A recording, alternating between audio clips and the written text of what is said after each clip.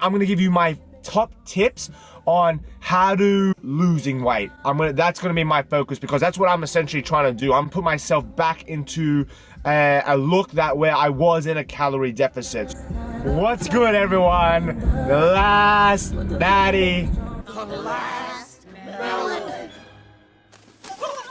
Checking in. So, if you've been watching my last few videos, the wedding's done. It was a big day. It was a big build up. You know, I based several videos on this day. So this video is about exactly, yesterday was 2 weeks from the wedding. 2 weeks, which just goes to show, like, sometimes the build up to a special day is just as important as the day because time just goes like that. But yeah, we're still on cloud 9. Not gonna lie, going back to work was hard. I had my first full week back at work, the week that just passed. And even though everyone's asking you about your special day and you get to show photos, trying to go back to regular routine after this big, like, you know, amazing, incredible day that you've spent like a year planning and building up, it is a shit feeling. Like, it's not great. It's like you expect me to do normal stuff. You expect me to work. Like, I was just like, I don't care about like work right now. But of course, with, you know, the line of work me and my wife do, we obviously, you know, support people. So of course, like, you know, I'm not trying to say like our work's not important or anything like that, but I'm not gonna lie, it was hard getting back into that work mode. And it was a little flat at times, I'm not gonna lie, but me and my wife just honestly, each night we would be watching our photos, watching our videos, just constantly looking through all those special moments. So yeah, so in the last 2 weeks, my week after the wedding, diet was awful. So of course, like, you know, I'm not trying to say like our work's not important or anything like that, but I'm not gonna lie, it was hard getting back into that work mode. And it was a little flat at times, I'm not gonna lie, but me and my wife just honestly, each night we would be watching our photos, watching our videos, just constantly looking through all those special moments. So yeah, so in the last 2 weeks, my week after the wedding, diet was awful. That's a little bit extreme. It's good, yummy food, and we all deserve it at times. So screw you. That is my wife, for anyone wondering. So yes, it is not bad food. They were just delicious foods, but now when it comes to coming back to, you're trying to justify. When it comes to now coming back to maybe have some good eating habits and having a balanced diet. Now we will continue on with the video. Goodbye. This week, I've cleaned up a little. So what I did, was I just started to cut back off the calorie dense foods, the processed foods, trying to get more whole foods in my diet, you know, those lean meats, those fruits, those vegetables, whole grains, trying to get that back into my diet. But you know, it's been, so-so in the sense of, you know, tracking calories. I haven't been, you know, I've been kind of estimating kind of stuff. And then yesterday, my wife's friends, who are now, I would consider my friends as well, they have a bakery. If you're from Melbourne, you know, down McKinnon area, Lumos, definitely check it out. Highly rate. Their stuff's too good, and they gave us a little care package for the post-wedding, and they put so many of these sweets, and of course, trust me, I've still got wedding mode on. I ate them all, like, essentially. Me and my wife, we just destroyed them. There was barely anything left, so I'm not gonna lie, I feel a little like, oh, that's not what I wanted to do, but I'm just enjoying still, you know, the wedding mode, and you know, that's okay. I'm gonna allow myself, I'm not gonna feel guilty about it, you know. Was it ideal? as I mentioned in my previous video, I want to kind of get back to the condition I was the day of my wedding, the build up to my wedding. I want to get back to that condition, and eating a bunch of pastries would not help with that goal, and wouldn't help with your goals either if you're trying to do that. But it's the worst thing to beat yourself over it, right? If you fall into, I guess, that a bit of, I wouldn't call it a binge. We didn't binge, but if you deviate from your plan, the last thing you want to do is like, oh well, you know what, I've deviated from my plan, now I'm just gonna completely just bin it all, I'm gonna forget everything, right? What you want to do is reset. Think about, you know what, that was in the past, I'm not gonna kick myself over it, I'm gonna actually just now focus on today. And that's what I'm doing now. I've just parked at the gym, and I'm gonna, as the gym footage is going, I'm gonna give you my top tips on how to losing weight.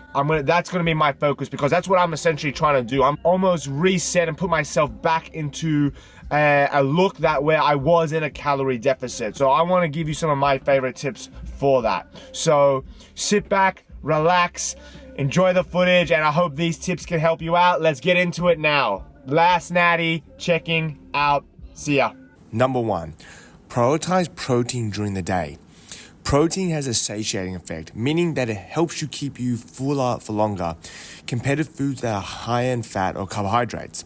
Additionally, protein takes more energy to digest, so it actually takes more calories to digest compared to fats and carbs. So really prioritize protein in each of your meals. Second tip, which links into that first tip of keeping a high protein diet. Try to keep your main meals that you have during the day that have a high amount of protein and a lower amount of fats and carbs. Why I say this is that a lot of my clients tell me that they get a lot of their cravings at night. So by having a higher protein meals throughout the day with lower fats and carbs will do two things. One, protein, as we just mentioned, will keep you fuller for longer, so it's going to help reduce those cravings during the day. But by saving the carbs and fats to have later at night means that you can enjoy foods that might be a little bit higher in fats and carbs, but you can still stay within your calorie goals and still enjoy those meals. I'm not saying to starve yourself or have meals during the day that have zero fats or zero carbs, but try to reduce some of them so that way you can save them later for nighttime so you can satisfy those cravings without going overboard. Tip 3. Choose high fiber foods. So fiber, the research shows that fiber keeps us fuller for longer. It digests foods slower and pulls water into the gut, so we have the sensation of feeling full. And this actually also sends information to the brain to let us know that we are full. So not only are you getting a physical sensation in your stomach that you are full to avoid it, eating additional food, additional calories, it's actually sending signals to your brain, which then has a hormonal response, a neurological response, telling you that, hey, we don't need to eat anymore, we're full. So what foods have a high amount of fiber? So they can be broken up into categories. We can have our whole grains. So this can be our oats, oatmeal.